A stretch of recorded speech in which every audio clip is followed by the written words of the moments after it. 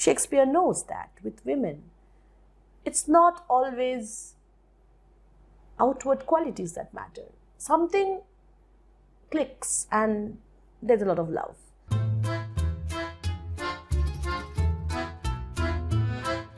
Hello and welcome back to NibblePop. This is Monami Mukherjee and I am doing a thorough textual reading and analysis scene by scene of William Shakespeare's Twelfth Night. It's a romantic comedy and we have already covered the first few scenes. Today in this video, we are going to look at the very important and the longest scene so far, the fifth scene of the first act. So this scene is going to bring us to the end of the first act, the end of the exposition. So by the time this scene ends, we have practically known all the important characters almost by now, and you will be able to understand how the rising action starts, okay, from where the complication of the plot begins. So don't skip anything in this video. It's going to be a long video because I'm not going to skip anything at all. I want you to understand the whole scene, because this really is the key point, the turning point of the plot, which we are going to find out when Olivia meets Viola as Cesario for the first time. So let's just jump straight into the text.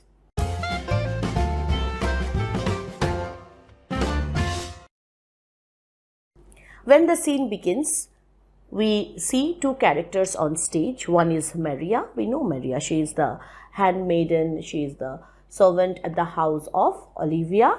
And she is talking to a man whom we have not yet seen, like in the previous scenes. We come to know that this is the official fool who stays at Olivia's place, is employed at Olivia's place. Now, before beginning the scene, I want to make it very clear to you that the word fool in Shakespeare's plays, especially his comedies, they represent something very different from what you might think when you hear the word fool. The word fool or foolish, this is associated with lack of intelligence. Somebody who does not have any brains, does not have intelligence, is called a fool. But in case of Shakespeare, we have to remember that he is referring to fool as an official or officially assigned person who makes fool of others. So he is like a person who cracks jokes and uses satire, mocks people. And why does a fool do that? Because his employer, whoever employs a fool, wants that fool to entertain him, by cracking these jokes. Now, if you are an Indian, you already know about a character like Birbal, whom Akbar kept at his court. And Birbal, he was a very, very wise man, but his job was to keep the emperor entertained and at the same time advise him through his good humor.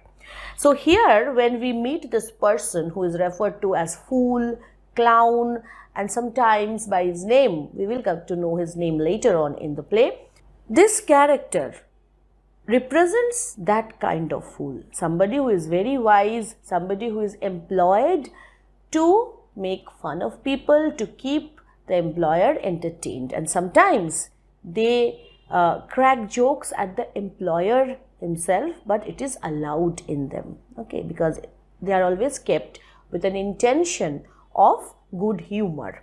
Okay. Now, Maria is speaking to the official fool or clown who is employed at Olivia's place. Now, this fool, this person, is usually not a very attentive person and he keeps on running away from his job. So, he is absent over long times and Maria is complaining, "Nay, either tell me where thou hast been, or I will not open my lips so wide as a bristle may enter, in a way of thy excuse." So you have been long absent, and if you don't tell me why you were absent, if you don't give me a proper reason, I will not tell Olivia or my lady anything in your favor. Okay, so Maria really is very angry with the fool. "My lady will hang thee for thy absence." Now, of course, Olivia will not hang the fool because he is absent for a long time, but it's like a metaphoric thing. She is saying that she's going to punish you a lot. Let her hang me. He that is well hanged in this world needs to fear no colors. Now, from the very beginning, the fool tries to use wit in his statements. Wit means a kind of wise statement, intelligent statement, sometimes playing with words. So he is saying that yes, I don't mind being hanged, because if I get a good hanging, well, I will not fear anybody then. Now Maria is asking for an explanation. Make that good. What do you mean by that? He shall see none to fear. So he is saying that, well, if a person gets a hanging, he dies. And if you are dead, you don't have any enemies to fear. So by colors, he means enemies. A good Lenten answer. So that's a stupid answer. What kind of an answer is it? I can tell thee where that saying was born of I fear no colors. Now, I fear no colors, it's a very proverbial statement which has always been in use. So Maria is saying it's a very common statement that we hear, I fear no colors. I know where its origin is. Where, good Mistress Mary?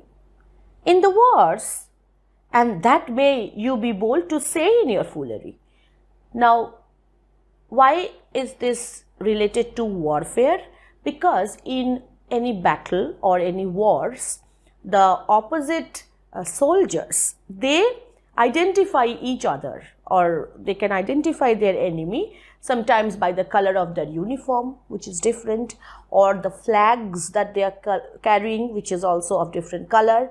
So color identifies an enemy in warfare. So Maria is saying that I know from where this statement comes. It comes from warfare. And you should have been intelligent enough to refer to that. You are not saying all those things. Well, God give them wisdom that have it, and those that are fools, let them use their talents. Now, when he says have it, he actually means lack it. So, when God sees that somebody does not have much wisdom, he gives that person some wisdom, some knowledge. And if somebody has some knowledge, he is a fool, and therefore God does not give him any more wisdom. He gives him talent to use them. Okay, so he is from the very beginning playing with the word wise man and fool, and how he develops that thought is very interesting. Yet you will be hanged for being so long absent, or to be turned away. Okay, so you will be not probably hanged, but dismissed. So you will become unemployed, and because you are not a very rich person, if you lose your employment, if you lose your job, it will be as bad as death, as bad as hanging. Is not that as good as a hanging to you? Many a good hanging prevents a bad marriage.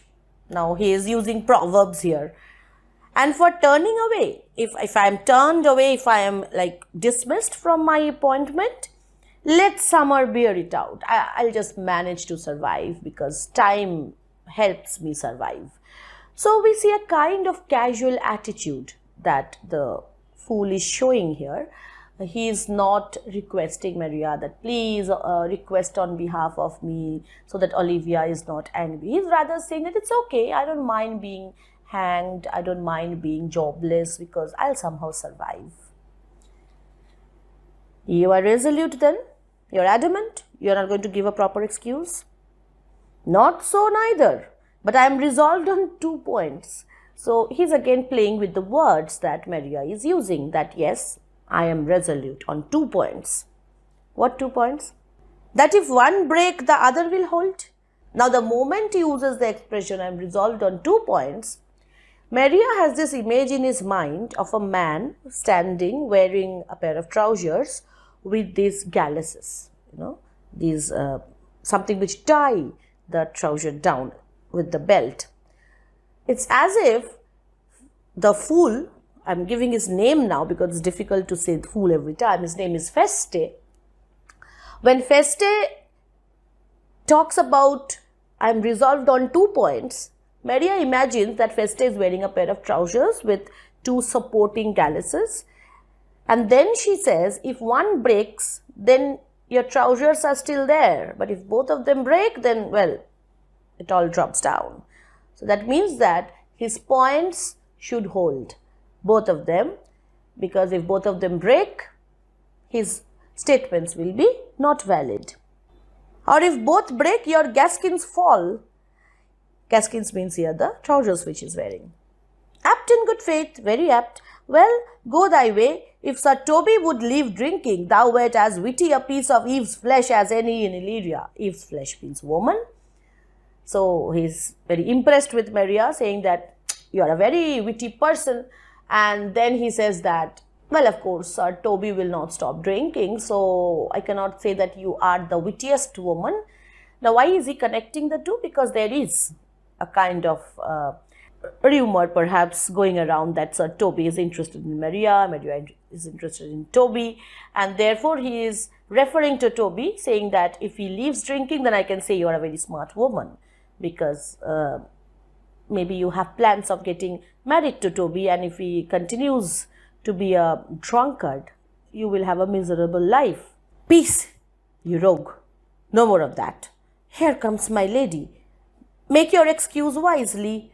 You were best. So from this conversation between Maria and the fool or Feste, we get to understand 2 things. First is, Feste and Maria, they both share a kind of, you can say, friendship, a cordiality. Maria wants this fool to stay. That's why she wants him to make a proper excuse. Second thing is that Maria shows a bright mind, a wise mind. And this is surprising because in case of Shakespeare's plays, we see this tendency. He presents his women as really intelligent people, and sometimes more intelligent than their male counterparts. And here, especially in comedies, we see that he establishes some kind of prominence in all the female characters, be they the main or principal female characters or subsidiary characters, secondary characters like Maria. There is always a mark of intelligence in them. And the way she carries on conversation, she is not educated as such. She hasn't had any formal education. She is just an attendant, but she shows enough wit to carry on a conversation with this man. Now we see Lady Olivia. She enters with her butler, Malvolio, who is again dressed in this black Puritan dress. So on stage we have the clown. Maria is gone. Olivia is entering, and as Olivia enters the stage, clown is still speaking. So it's as if he is speaking in a soliloquy, but he wants Olivia to hear what he is saying. Wit, and it be thy will. So he is addressing the goddess of wit, the goddess of intelligence. And what does he want that goddess to do? Put me into good fooling, those wits that think they have thee. Now he is talking about people who have wit. They think they have wit. So people who think they are intelligent do very oft prove fools. So he refers to those people who think they are very intellectual people, very witty people, but many times in their lives they appear to be very foolish. And I, that I'm sure I lack thee, may pass for a wise man. So he is saying that in this world, usually people who are employed as fools are very, very wise. But people who pass in this society as wise men are more or less foolish. For what says Queen Apollos? Now he talks about this imagined philosopher, not a real person. So he is talking as if he is referring to Aristotle or some great philosopher, and he mentions this made up philosopher's name. What says Queen Apollos? Better a witty fool than a foolish wit? God bless thee, lady. Now he addresses Olivia. Take the fool away. Olivia tries to look not interested because she is supposed to be angry that the fool has been absent. The clown knows that he has to impress her so that she doesn't actually turn him away. Do you not hear, fellows? Take away the lady. So when Olivia says, take the fool away, then the fool says that take Olivia away, because Olivia is the fool.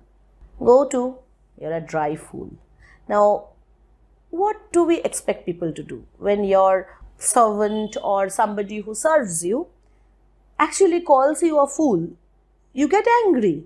But no, in this case, we see that Olivia is not getting angry. She is rather trying to have a conversation here. Why? Because it is allowed in a fool to make fun even of the employer. It is allowed. It's part of their agreement that I'm keeping you as my fool means you can make fool of me too. Okay. So when the clown says take away the lady, practically calling her the fool, then Olivia doesn't mind. But she wants him to explain why she is a fool. Go to, you are a dry fool, which means you have no humor. I'm not entertained by you. Earlier, when Maria was having a talk with Andrew Aguchi, we have seen this reference to dry humor. Remember? So she is also saying that you are a dry fool. I'll know more of you. Besides, you grow dishonest. So I don't believe a thing you say. So please go away. Two faults. What two faults? One is I am dry. Second is you don't believe me. Two faults, Madonna, that drink and good counsel will amend. Easily correctable. For give the dry fool drink, then is the fool not dry. Well, give me a couple of drinks and I'm not a dry fool. Second problem is you don't believe me. What has to be done about it? Bid the dishonest man mend himself. Allow me to correct myself, mend myself. If he mend, he is no longer dishonest. So if I correct myself of my dishonesty, then I am honest. If he cannot, let the butcher mend him. So if I cannot mend myself, let a butcher come and mend me. So butcher means people who sew clothes and they make these patches to sew up these torn garments. That is a tailor. Okay, mender of clothes. Anything that's mended is but patched.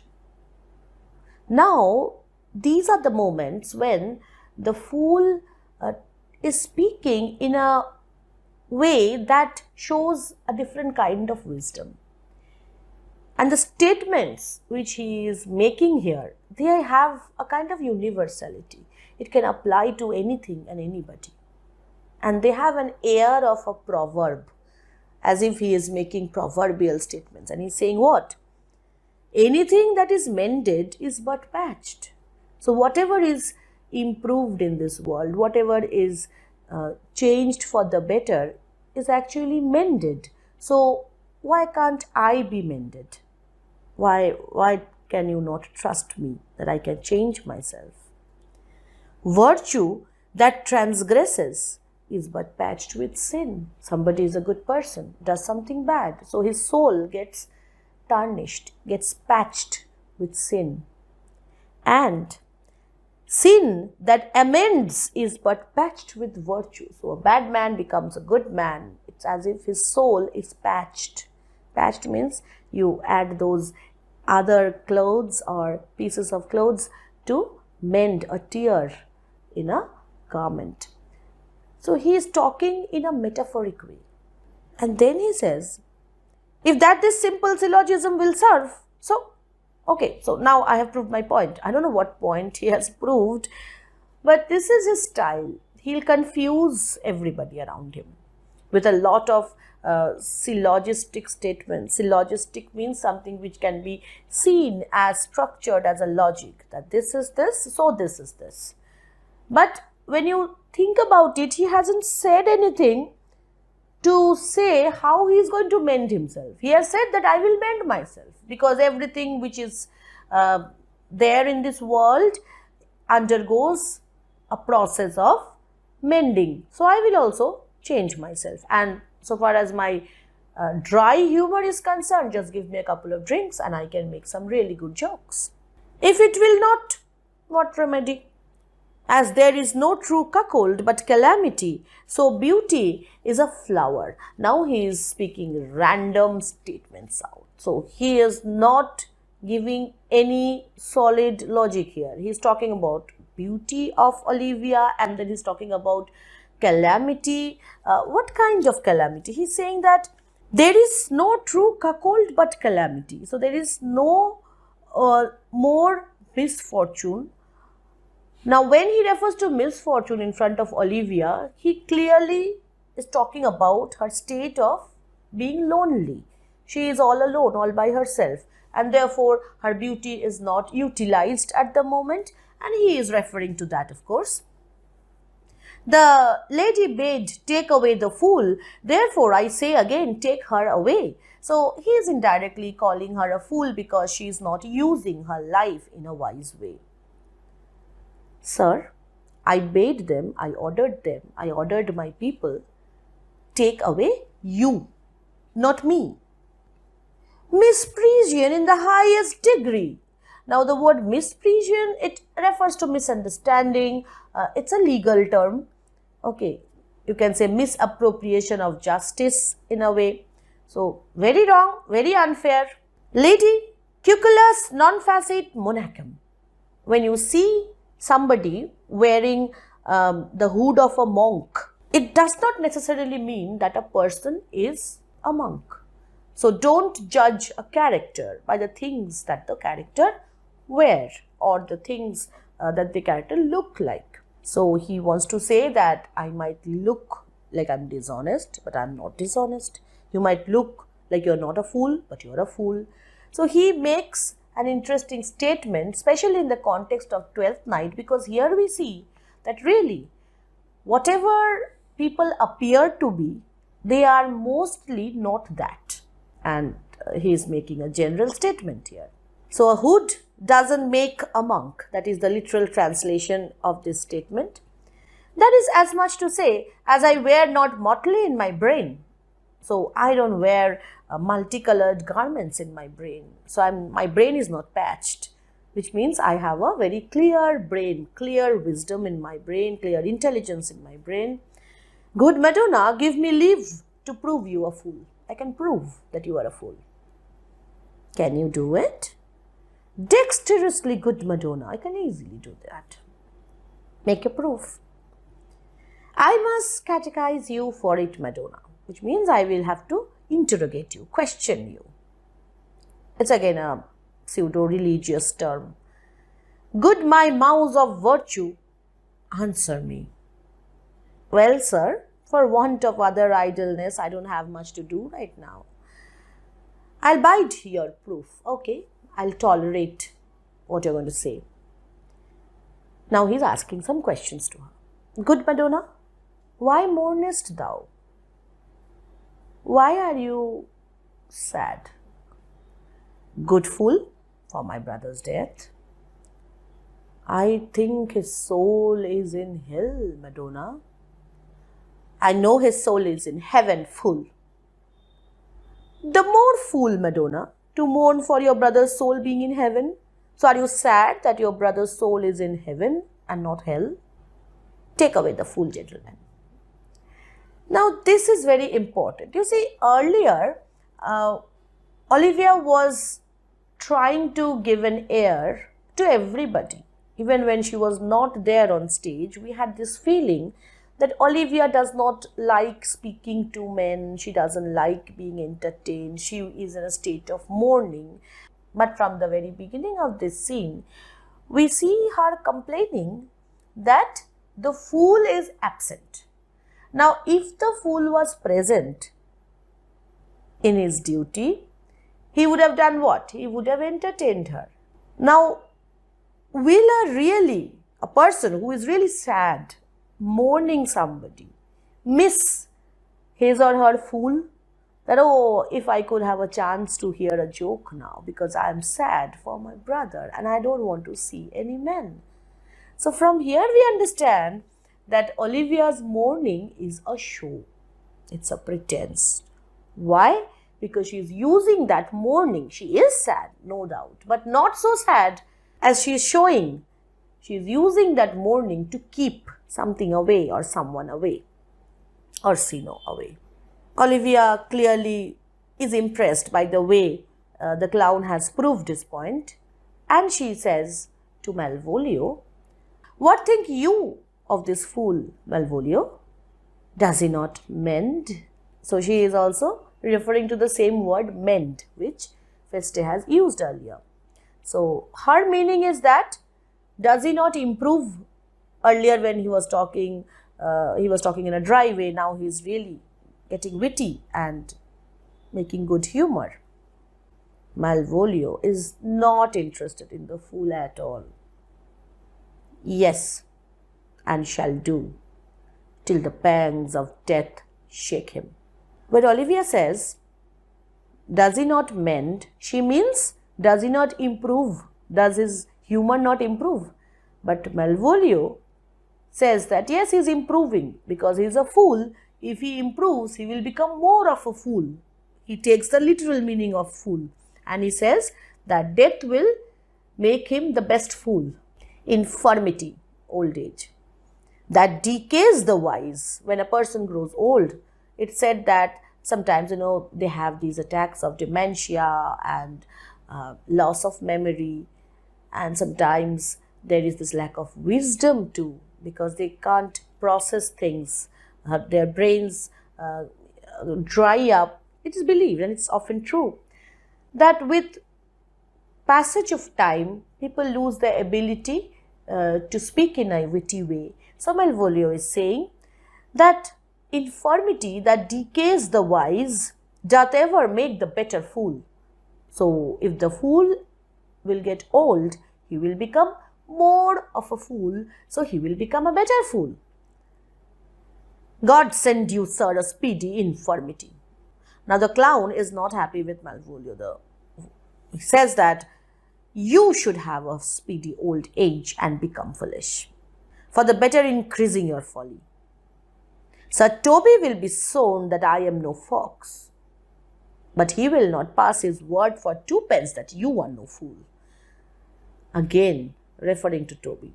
So when he's talking with Maria, he's referring to Toby. When he's talking with Malvolio, he's referring to Toby. So it seems that when he was employed under Olivia, he had a better relationship with Toby than with Malvolio, of course, because Malvolio cannot stand this character of the fool. He appears to be a very serious person, and he thinks that it's a waste of time speaking to these people who just blabber away, making fun of things. Olivia is interested in this fight which is building up between the fool and Malvolio. They are all charging at each other. How say you to that, Malvolio? You should reply whatever he has said, that you are going to be a foolish person very soon. I marvel your ladyship takes delight in such a barren rascal. I just can't understand why you tolerate this fool. Now, if you have watched Harry Potter and you have seen this character Snape, Professor Snape, you can imagine the kind of accent which probably this Malvolio has. Because whenever I think of Malvolio, I think of this character which even looks and talks like Professor Snape, and everybody hates him. Okay, so that kind of a look is here. And he speaks in that way. I saw him put down the other day with an ordinary fool. The other day I saw that he was having this talk with another fool, and that other fool was more intelligent than him. Now, just in case of stand-up comedians, we see they have often these duels, okay, where they talk with each other, outwit each other, as if in a competition. So Malvolio is referring to such an incident which might have taken place, where this fool, our fool, was lost to some other fool. with an ordinary fool that has no more brain than a stone.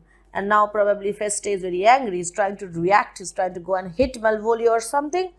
Look, you know, he's out of his guard already. See, he's provoked.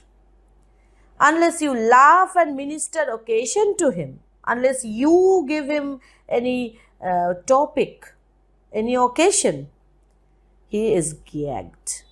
It's as if he has nothing to talk about. So he is useless. I protest, I take these wise men that crow so at these set kind of fools. The wise men who are entertained by these stupid fools, they are no better than the fool's zanies. Zanies means assistant. So you tolerate him, you give him, offer him opportunity where he can speak a few things, and then you get entertained. So it's as if you are assisting him, you are his assistant. And I don't understand. How can a wise person like you do that? Oh, you are sick of self-love, Malvolio. Olivia really likes the fool, it seems. And she likes Malvolio too, because Malvolio is sensible. And when you need a butler at home, the head of servants, you want that person to be a sensible, disciplined person, serious person. That is fine. But she says that your job is to be sensible, to be practical, to be realistic, to be serious. But the fool's job is to entertain me. And you are full of self-love. You only think that your way of looking at life is the right way of looking at life. And she admonishes Malvolio. Oh, you are sick of self-love, Malvolio. You think highly of yourself and taste with a distempered attitude. Your attitude is very diseased. There's something wrong with the way you look at people. To be generous, guiltless, and of free disposition. See, I am a liberal person. I have a free disposition. I have a free mind. And what is the mark of the free mind? Is to take those things for bird bolts that you deem cannon bullets. Now, when this fool is saying something, you consider his words as bullets fired from the cannon. But they are like small little stones which people throw at birds. So you have a distorted view of everything. So if you are a generous person, if you are a wise person, if you are a liberal-minded person, you should realize that the things which this fool is saying, they are so harmless. They are not cannon bullets. There is no slander in an allowed fool. Allowed means a fool with a permission. This man here is employed as my fool. So he has already got the permission to mock me, to mock my household, to mock people around me. That's fine with me. And it is allowed in him. And there is no falsity, there is no slander in the way he is mocking or making fun of us. Though he do nothing but rail. Rail means to mock somebody, treat somebody with sarcasm. It's okay because he is an allowed fool. Nor no railing in a known discreet man, though he do nothing but reprove. Now there are people who are always blaming, not the fool. There are other people often employed. That is not fine. Similarly, if a clown is there, you would have allowed him to mock you. It's okay. So the conversation gives us this additional idea about Olivia, that she has a very open mind and she is behaving as the real mistress of the household. This is another thing which I want you to understand about the female characters in Twelfth Night, that they are very clear-headed when it comes to the way they treat their subordinates or their equals so far as a professional distance is considered. So we see Olivia, she is really showing a strong mind of her own, because Malvolio, his character, is very dominating. And of course, Malvolio was employed at Olivia's place even when her father was alive or her brother had been alive. So maybe Malvolio has a kind of dominance over everybody. Now that those two people are dead, he wants to make sure that Olivia follows the rules of this household. And Olivia, she is herself a follower of rules, yes, but she doesn't take it to the extent that Malvolio takes it. She loves some bit of fun which the fool provides her. Now the fool is very happy with the support he has got. Now Mercury endue thee with leasing, for thou speakest well of fools. Mercury is usually considered as the god of cheating and also the god of wit. So he is saying that let Mercury bless you. And why is Mercury called god of cheating? Because Mercury, which is also the ruling planet of the zodiac sign Gemini, is represented by two heads opposite to each other, twin heads facing in opposite directions. Therefore, there is a link established between Mercury and double talking, Mercury and lying. Because when a person lies, that person has to speak in a very intelligent way. Otherwise, you cannot convince people something which is not true. So, a liar has to be a more intelligent person than a person who speaks the truth. Because truth doesn't need any kind of additional intelligence to be delivered. Okay. So, the clown is saying, let Mercury bless you. Now, Maria comes and gives a very important information. This is where the real action of the play starts here. Like the scene begins here. So far, we have seen nothing but conversation between the fool, Maria, Olivia, Malvolio. So this backdrop is set. This backdrop is set against which the action begins to rise now. Maria comes. Madam, there is at the gate a young gentleman, much desires to speak with you. From the Count Orsino, is it? Olivia knows that this Orsino keeps on sending messengers. She is not interested. I know not, madam. It's a fair young man and well attended. So there are other people with him. Looks like is important. Who of my people hold him in delay? So, okay, he is at the gate probably. So who is there with him? Sir Toby, madam, your kinsman. Fetch him off, I pray you. He speaks nothing but madman. Fie on him. So Olivia knows that she is not interested in a messenger from Orsino, but she also knows that her own uncle is so drunk most of the time. He speaks like a madman. So it is better that he is not with any person, so that she doesn't want Toby to speak with anybody related to Orsino. Why? Because Toby might tell them that she is not actually mourning. Go you, Malvolio. She is not very convinced that Maria can manage to get Toby away. So she sends Malvolio also. Please, you also go. Okay, make sure that that man is taken away.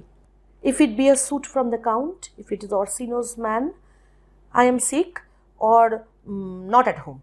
So just give some excuse. I don't want to meet. What you will to dismiss it. Malvolio goes away. So now on stage we have only Olivia and the fool. Now you see, sir, how your fooling grows old and people dislike it. So see, nobody likes you. She is referring to Malvolio's words that Malvolio doesn't like you. Thou hast spoke for us, Madonna, as if thy eldest son should be a fool, whose skull Jove crammed with brains. I think you are like a mother to us. You have been so good when you have supported me. And then he looks at somebody who is entering the stage and says, for here he comes, one of thy kin has a most weak matter. So brain matter. So I don't think all your relatives have good brains, because here one comes with a lack of good brain, that is Toby. By my honor, half drunk. What is he at the gate, cousin? Olivia first sees how drunk Toby is and then tries to ask him, what about the man at the gate? A gentleman. A gentleman? What gentleman?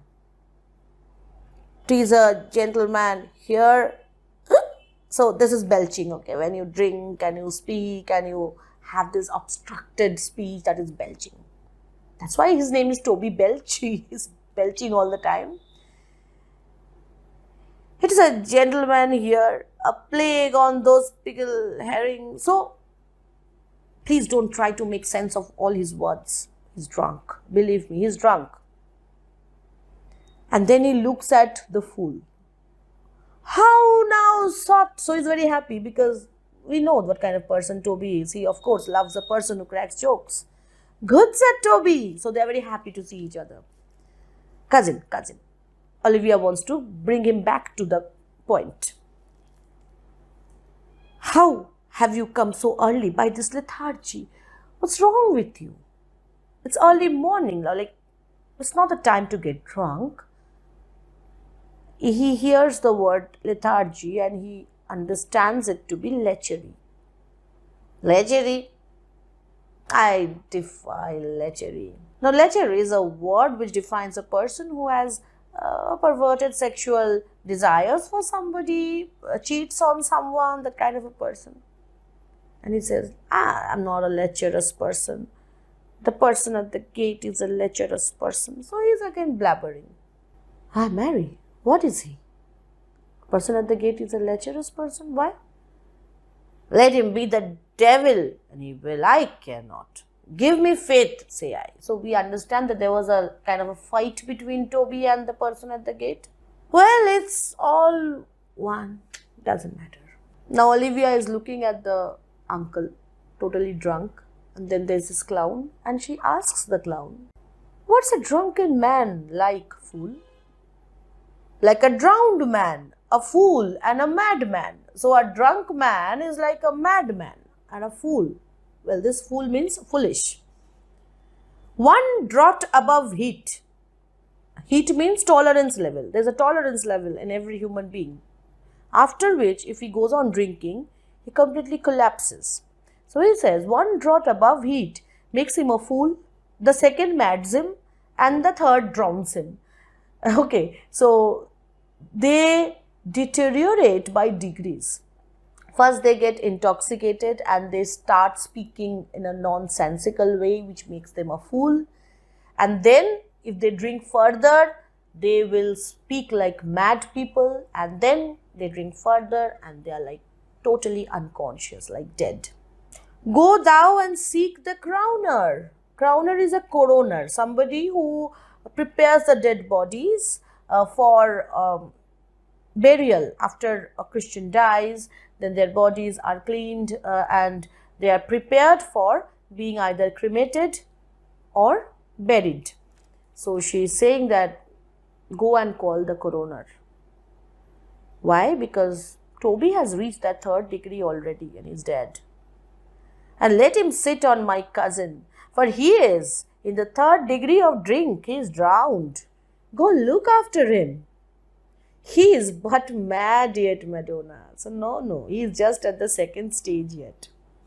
And the fool shall look to the madman. I'm a fool. He is a madman right now because he is in the second degree of his drink session. And therefore, I will look after him, which means the fool will look after the madman. This statement might sound witty, but of no much importance, right? Yes, he's a fool, he is in a mad situation, so he's looking after him, fine. But underline this line.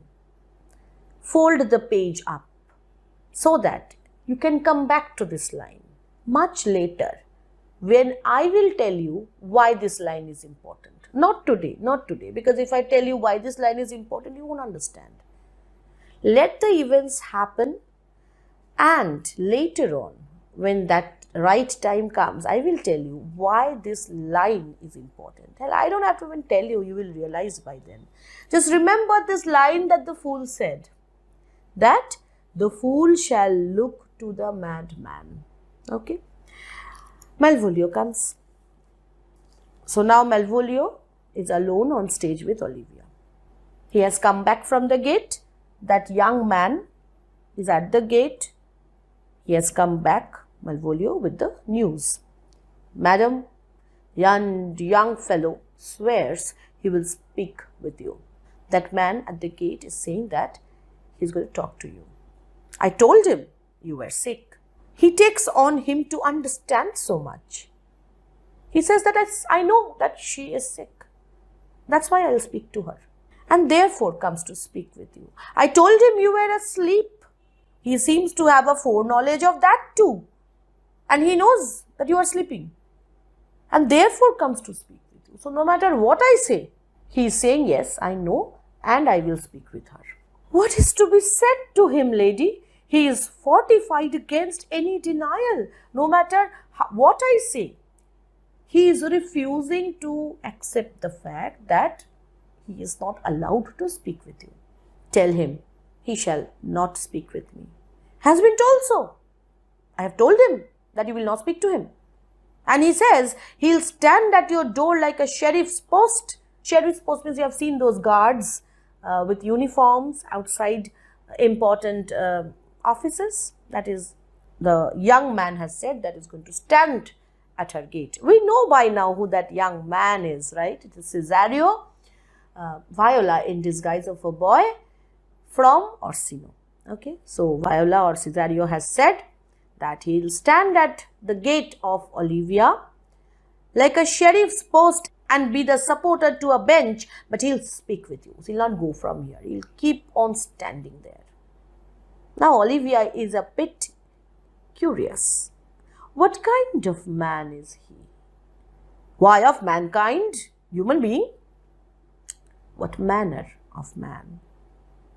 A very ill manner. He'll speak with you. Will you or no? So Malvolio doesn't know what Olivia mean by the word manner of man. Olivia wants to know more about the man who has been so resolute. Earlier also she had messengers from Orsino. They used to tell them that, okay, we are not interested, and they used to go away. But she is interested now because this man refuses to go away, and she is asking what kind of man is that. And Malvolio doesn't understand what Olivia wants to know. So he says that, just tell me if you want to speak to him or not. Of what personage and years is he? How old is this man? Not yet old enough for a man, nor young enough for a boy. Now, of course, since Viola is a beautiful woman, presumably, and she has dressed herself as a man, she looks like a young man, okay, with a glowing skin, and therefore Malvolio says that doesn't look like the man is quite grown up yet. As a squash is before it's a pea pod, squash here means an unripe pea pod, or a codling when it's almost an apple, so unripe apple. So that man at the gate is not yet fully grown, young man. It is with him in standing water between boy and man. He is very well favored. Okay, so he looks very impressive and he speaks very shrewishly. He is intelligent. One would think his mother's milk were scarce out of him. So young, it's as if he was just a kid of just a while back. Olivia is really, really interested now. And says, let him approach. Calling my gentlewoman. Gentlewoman, the attendant that she has. Malvolio calls the gentlewoman. Gentlewoman, my lady calls. Maria, of course, is a gentlewoman here. What does Olivia tell her gentlewoman or attendant Maria? Give me my veil. Come, throw it over my face. We'll once more hear Orsino's embassy. Let's hear him out. Let's hear Orsino's message for the last time. And she wants to meet this messenger wearing a veil because she is mourning for her brother. Now, that moment, Maria and others are also there on stage. Olivia wearing a veil. and Viola enters. The honorable lady of the house, which is she? So of course, when Viola comes in, she sees that there are two women in front of her. One is veiled, and of course the other is Maria. And she knows very well that the veiled woman is the honorable lady of the house, but she is still asking, "Speak to me, I shall answer for her." Now Olivia plays with this messenger, and she says, she doesn't say that I am the lady of the house. She says that whatever you have to tell the lady of the house, you can tell me, I will tell her in turn. She will not speak to you. Because she is wearing a veil, she can not understand who that person is. So you go ahead, what do you have to say?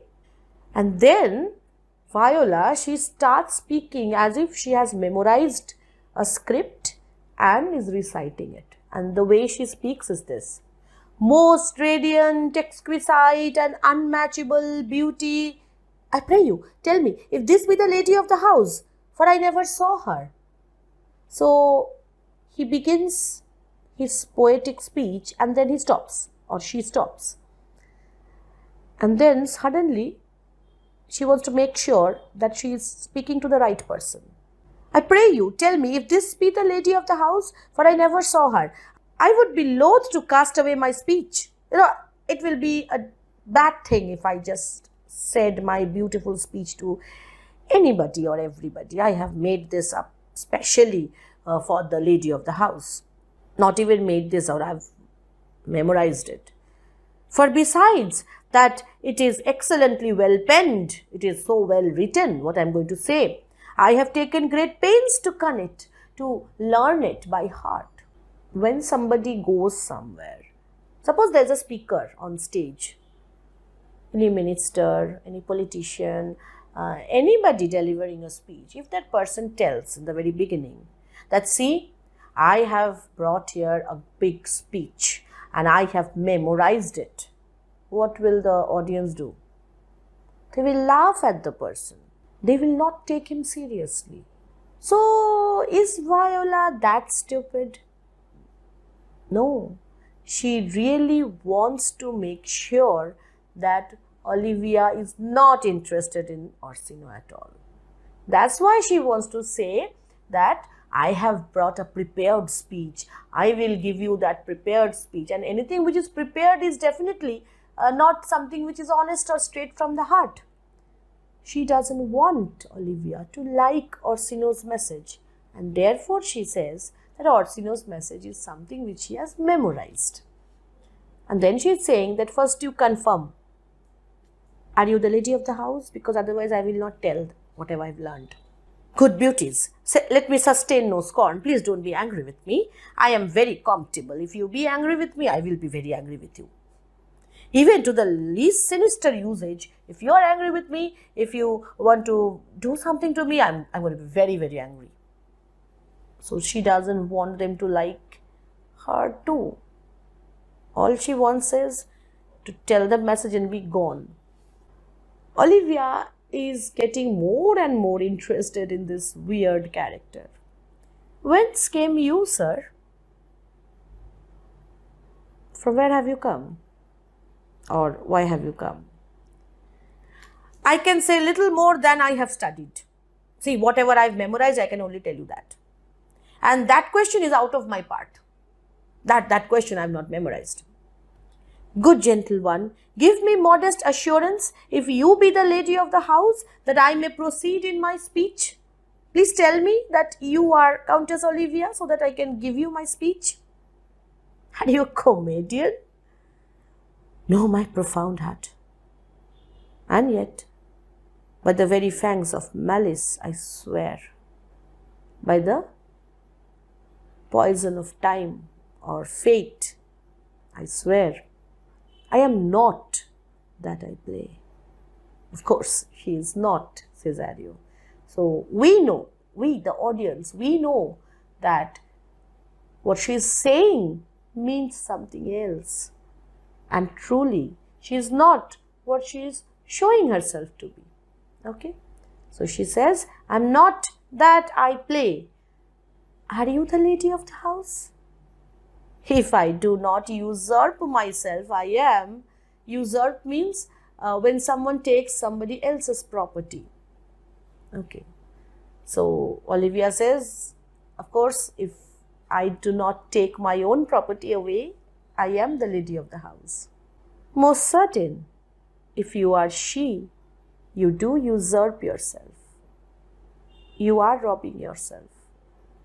So she has said earlier that, Olivia has said that, if I haven't robbed myself already, then I am the lady of the house. And then Viola says that, yes, you have robbed yourself.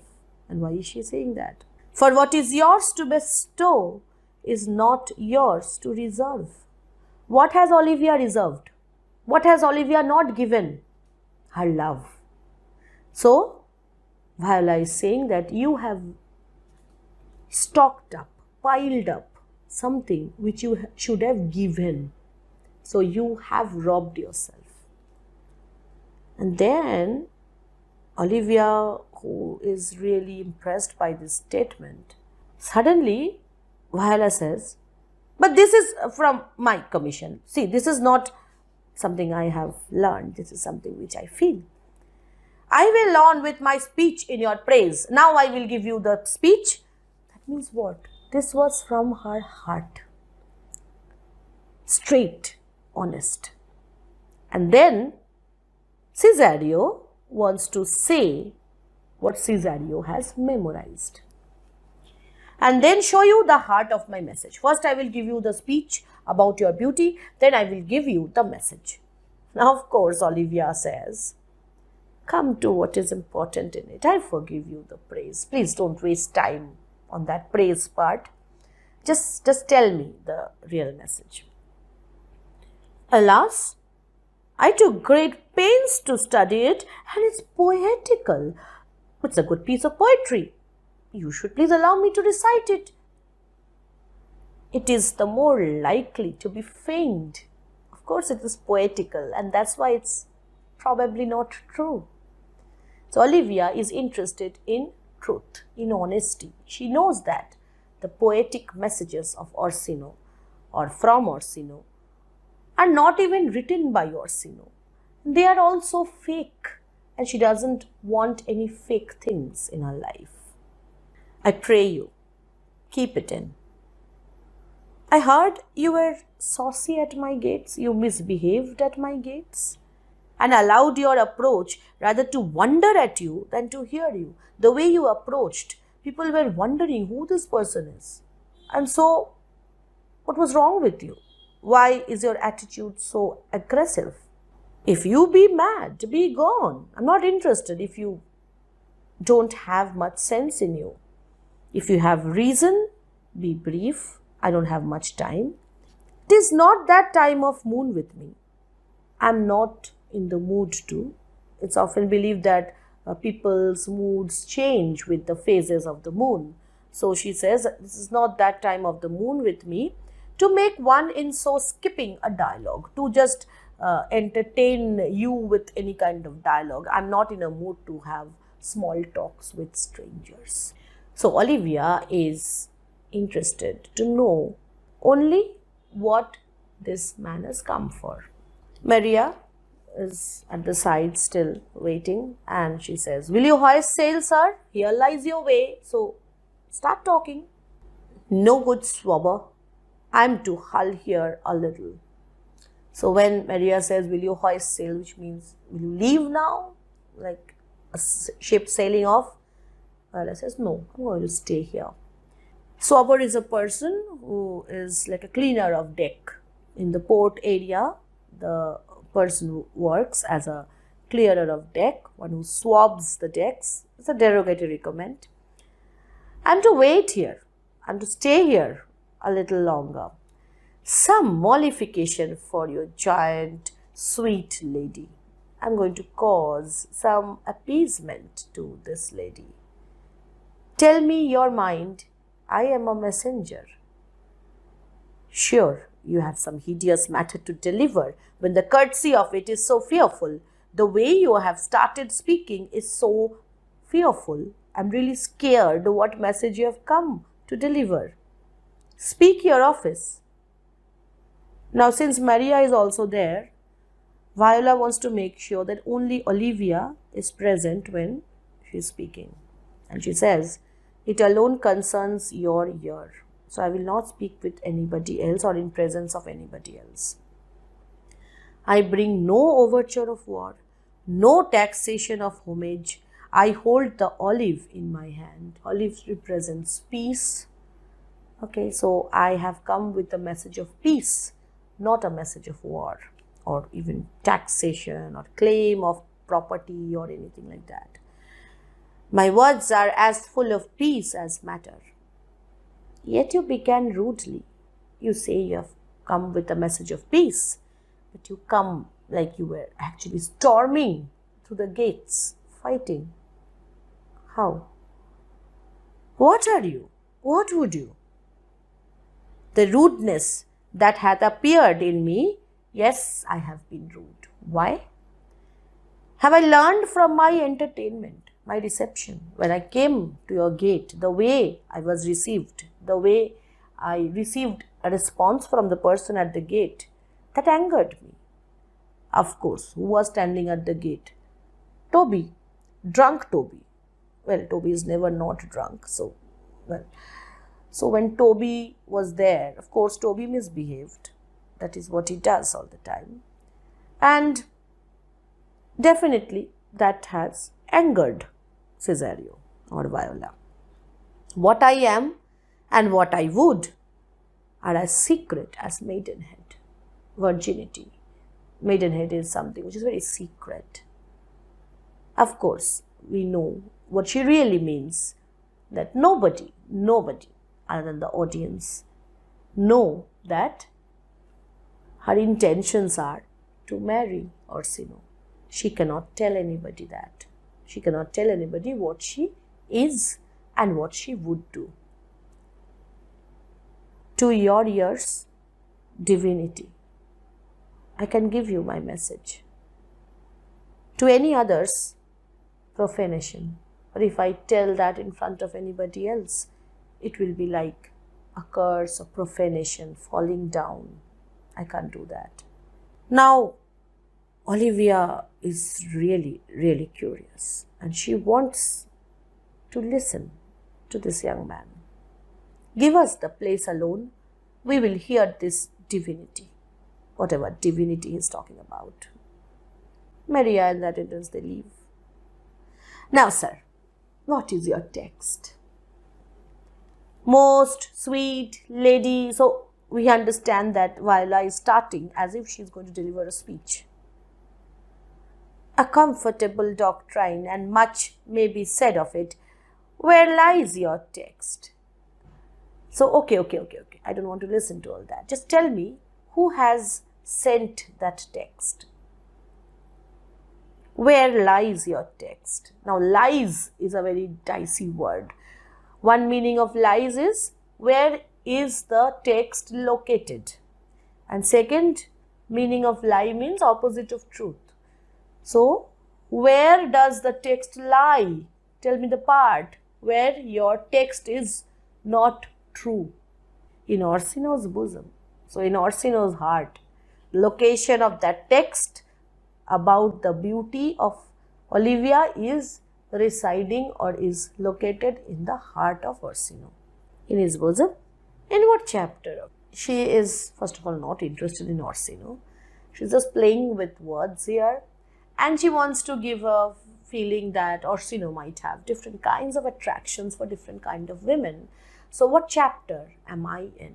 To answer by the method, to follow a religious style, I should say, in the first of his heart, the first person inside his heart. Oh, I have read it. I have read that chapter. It's boring. It is heresy. It's a false doctrine. It lies. I know it's not genuine. Have you no more to say? So she is not interested in Orsino, but she is interested to carry on the conversation. Why? Let's see. Good madam, let me see your face. Now the moment is getting more and more intense. Olivia is wearing a veil. Suddenly, this young gentleman in front of her wants to see her face. Have you any commission from your lord to negotiate with my face? You are now out of your text. You're going out of your line here. But we will draw the curtain and show you the picture. So she refers to her face as the picture and she unveils herself. So she always wanted to unveil herself. It's the moment she was waiting for, as if, and she unveils. Look you, sir, such a one I was this present. Is it not well done? Now many people think that maybe Olivia actually drew curtain away from a portrait that was made and was hanging there, but I don't think that is the case. It's okay, it means the same thing. She's showing him a portrait, she's showing him her face, but I think she definitely would have unveiled herself. And when she uses the expression, is it not well done? It of course refers to the makeup which she might have put on herself. Excellently done, if God did all. So when a woman sees another woman, the first thing that comes to her mind is she must have put a lot of makeup if she is that beautiful. So while I say that if this is something which you are naturally, then definitely it's very well done. But if you have done some makeup tricks, then it's not something which is naturally beautiful. It is ingrained, sir. It's not makeup. What you are seeing now is what I am. It will endure wind and weather. If it is makeup, then a gust of wind and it's all gone. But this is going to stay because this is something which is natural in me, in the grains. Its beauty truly blent, whose red and white nature's own sweet and cunning hand laid on. So when people put a lot of makeup, they use the colors red and white. But when nature uses those colors to form the skin of somebody, then it is truly blent. It is not artificially blent. And then something very remarkable. And you are going to remember these lines. Because there is a 90% probability that you're going to have these lines as reference to context in your exams, if you have reference to context in your exams. But you shouldn't remember these lines for exams. You will not forget these lines. They are so remarkable. Viola as Cesario looking at Olivia, speaking out from her heart. Lady, you are the cruelest she alive. She here means woman. You are the cruelest woman. If you will lead these graces to the grave and leave the world no copy. How can a woman leave the world a copy? How can a man leave the world a copy? By reproducing, giving birth to children who might have your genes and might look as good as you. This was the point that she wants to say, that you are a cruel person. You have such beauty and you are going to die one day, have no kids. So you will leave this world no copy because you have decided not to get married. Olivia knows what this man is saying, but she takes the word copy and uses it in a different context. She says, "Oh sir, I will not be so hard-hearted. I will give out diverse schedules of my beauty. I will give copy." Now she means documents. She will write down everything about her beauty before she dies. So writing down everything about her beauty means something which she leaves as copy. She is not talking about kids here. I will not be so hard-hearted. I will give out diverse schedules. I will give out lists of my beauty. It shall be inventoried, listed, and every particle and utensil labelled to my will. As item, now she is giving examples. First, I will list 2 lips, indifferent red. Item, 2 grey eyes with lids to them. Item, 1 neck, 1 chin, and so forth. Were you sent hither to praise me? I see what you are. You are too proud. But if you were the devil, you are fair. So even if you are Satan herself, you are beautiful. So definitely, like, I don't know why Cesario is doing all this, because maybe Cesario feels that if I can somehow manage to distract her away from Orsino, make sure that she doesn't like Orsino at all, by turning the attention towards something else, talking about her real worth, maybe she'll get married to somebody and the tension will be gone. But the statements that Viola is making, they are so powerful, aren't they? My lord and master loves you. Oh, such love could be but recompensed. I don't know how you can ever repay him. He loves you so much. Though you were crowned the nonpareil of beauty. Maybe you are beautiful, but that cannot match the kind of love that Orsino has for you. How does he love me? Oh, he loves me a lot. How much? With adorations, fertile tears, with groans that thunder love, with sighs of fire. Cesario deliberately uses these cliches, sighs of fire, as if Orsino is ritualistic in the way he is loving, not passionate. There is no originality. Orsino is doing what usually poets say people do when they are in love. Your lord does know my mind, I cannot love. Now Olivia gives a very important information to us. She is speaking about Orsino. And while she is speaking about Orsino, we will see that she has a lot of respect for Orsino. She thinks Orsino is a good person, a very, very good person. And then she mentions that she cannot love him. Okay. I suppose him virtuous, know him noble, of great estate, of fresh and stainless youth, in voices well divulged, free. So people talk good about him. He is very famous, learned and valiant. He is very brave. And in dimension, so in body and the shape of nature, a gracious person. He is amazing. But yet I cannot love him. Shakespeare knows that with women, it's not always outward qualities that matter. Something clicks and there's a lot of love. So not all eligible bachelors get the kind of love they think women will fall for, because there is no guarantee that these qualities will make sure that all women fall in love with you. So love is a very elusive thing. Olivia doesn't have the kind of feeling for Orsino. He might have took his answer long ago. If I did love you in my master's flame. If I was your lover. Now, Cesario is walking on very dangerous lines here. With such suffering, if I suffered so much as Orsino, such a deadly life, in your denial, I would find no sense. I wouldn't understand why you're saying no. I would not understand it. Why? What would you? Olivia is playing now.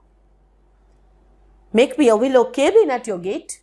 If I loved you the way Orsino loves you, I would have made a cabin, made a temporary hut at your gate.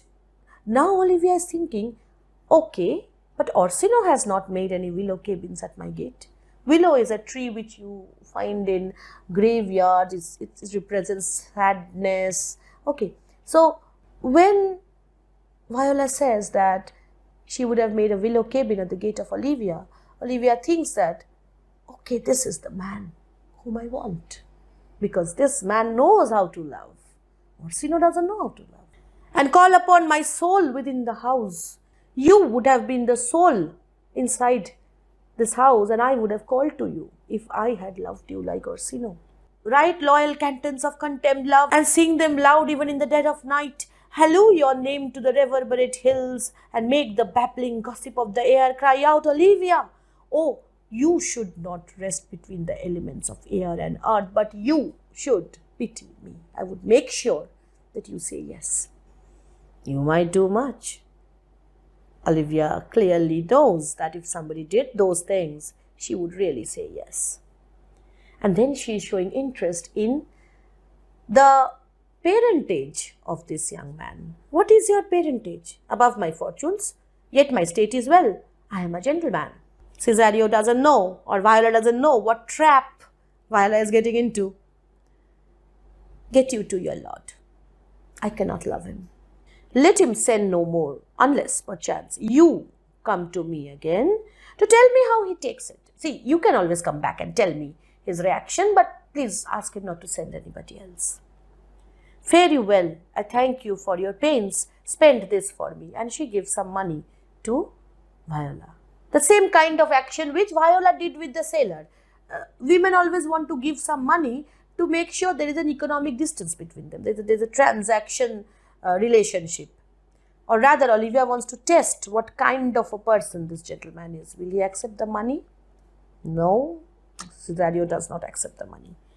I am no feed post. I am not a courier service. Keep your purse. My master, not myself, lacks recompense. I don't need anything from you. My master needs something from you. So think about him.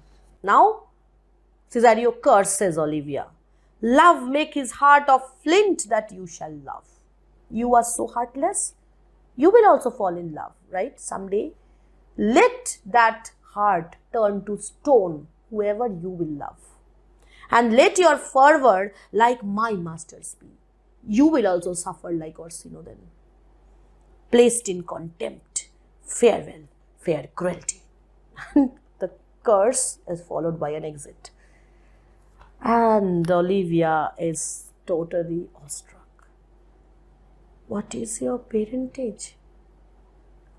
Above my fortunes, yet my state is well. So she is thinking in her mind about what conversations they had. I'll be sown thou art, thy tongue, thy face, thy limbs, actions, and spirit do give thee fivefold blazon. You have all the marks of a gentleman. Not too fast, soft, soft. So on one hand, she wants to be this perfect example of purity, okay, and on the other hand, her real self is asking her, urging her to do something about the kind of feelings that she's having for this young man. Not too fast, soft, soft, have some patience. Unless the master were the man. Oh, if this was Orsino, or if this was the man who was coming to get my hand, proposing to me. How now? Even so quickly may one catch the plague. So what? I have fallen in love? It's like a disease. I've caught the infection. Methinks I feel this youth's perfections with an invisible and subtle stealth to creep in at mine eyes. I'm always thinking about this man. Well, let it be. And then she calls Malvolio. What of Malvolio? Malvolio comes. And Olivia doesn't say anything to Malvolio. Anything what is happening inside her heart. She gives him a very strange instruction. What? Run after that same peevish messenger, the county's man. Please go after him. He left this ring behind him. Now, Olivia gives the ring to Malvolio. Which ring? Was there any ring given to her by Cesario? No. So she's making this all up. She is taking her own ring, giving it to Malvolio, saying that go and give it to that messenger. Would I or not? So the Duke had sent this ring, asking for whether I want to marry him or not. Tell him I'll none of it. Desire him not to flatter with his lord. Tell him not to encourage Orsino, nor hold him up with hopes. I am not for him. Him here means Orsino. But if that youth will come this way tomorrow, but this messenger, he can always come back and tell me, I'll give him reason for it. I will tell him why I will not marry Orsino. Heidi, Malvolio, go, go. So Malvolio leaves. And then Olivia speaks to herself again. This time, although it's very short, it's still a soliloquy because there is nobody else standing on stage. I know not what, and fear to find mine eye too great a flatterer for my mind. So it's as if whatever she has seen, like she is so impressed by the appearance of this young man after meeting this young man, that her mind is totally occupied now. So it's as if her eyes have trapped her into falling in love. Fate, show thy force. So this is something which we have seen, earlier. Viola was talking about time. She was saying what? That whatever will happen, I'll trust time to sort it out. Similarly, here we see Olivia is saying that no matter what happens, I'll have to have faith in my fate or destiny. Ourselves we do not owe. What is decreed must be. I know whatever is going to happen to me is already written in my destiny, and I really wish this is written in my destiny. What is this? This is a relationship with this young man. So this lady has fallen head over heels with Cesario, which is basically going to be quite a complicated situation, we can understand. And this scene ends the first act. We are more or less now acquainted with most characters, and we also get to understand what kind of complications are to ensue from this point onwards. So thank you for being with me through this long scene. We have had a good glimpse at Olivia's household. Olivia's character is established as a realistic person who knows how to manage her household, has a good command over her servants and attendants, and at the same time she is also very human. She is also very feminine in the way she falls in love. And when it comes to real love for her, no amount of resolution matters anymore. So we see her unveiling herself, we see her disrupting all those rules which she had set around herself, and somehow appearance of Feste in her household coincides with her unveiling of herself. Okay, so a new kind of mood is set in, a new kind of story begins to show up as we enter the second act. So in our next video, we are going to take up the first scene of the second act, where we will meet Sebastian for the first time and his friend Antonio. So till then, stay subscribed, and if you haven't subscribed yet, please do so that you stay connected and get notified every time a new video comes up. This is Monami Mukherjee signing off. See you all very soon in my next video. Till then, stay happy, stay safe, bye-bye.